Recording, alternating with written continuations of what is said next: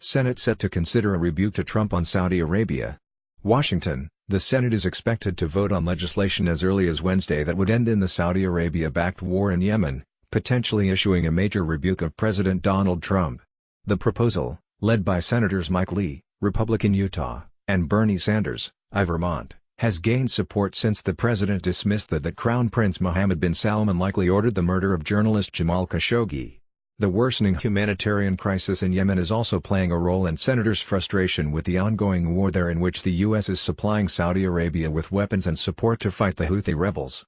The vote could come after a late-morning briefing by Defense Secretary James Mattis and Secretary of State Mike Pompeo for all senators on both issues. The administration has been putting pressure on the Senate to reject the measure, which would cut off all support for Saudi Arabia's military actions on Yemen. On the eve of his Senate briefing, Pompeo calling the criticism of Saudi Arabia over Khashoggi's murder a pile-on and urging senators not to break the Saudi-U.S. alliance. Degrading U.S.-Saudi ties would be a grave mistake for the national security of the U.S. and its allies, Pompeo wrote. But senators on both sides of the aisle were already expressing skepticism about the thoroughness of the briefing, noting that CIA Director Gina Haspel won't be in attendance. The CIA has concluded that the Crown Prince was behind the murder, a high-confidence assessment that Trump has not agreed with. Senator Lindsey Graham, RSC, and Bob Menendez, DNJ, wrote a letter Tuesday to Senate leaders, calling it critical that Haspel or someone from the CIA conduct the briefing. The butchering of a journalist in a consulate on foreign soil, directed by a strategic partner, should be a red line that cannot be crossed without severe consequences for all involved, Graham and Menendez wrote.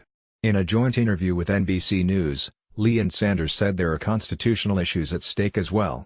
The Constitution is pretty clear that it's the Congress that has the war-making power, not the President, Sanders said. Lee added, the moral issue and the constitutional issue are inextricably intertwined.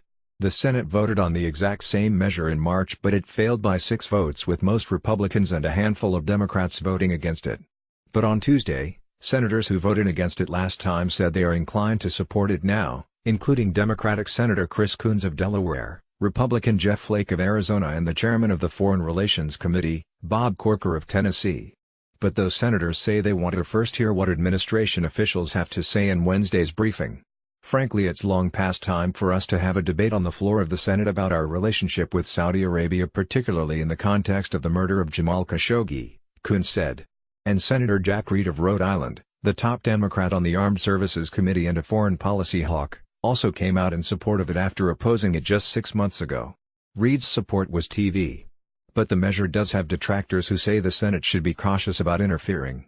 Senator Roy Blunt, RMO, said, I still think that the Congress isn't the best place to provide for that kind of specific direction right now. Leanne Caldwell is a political reporter for NBC News who covers Capitol Hill and elections. Casey Hunt is an NBC News Capitol Hill correspondent and the host of MSNBC's KCDC.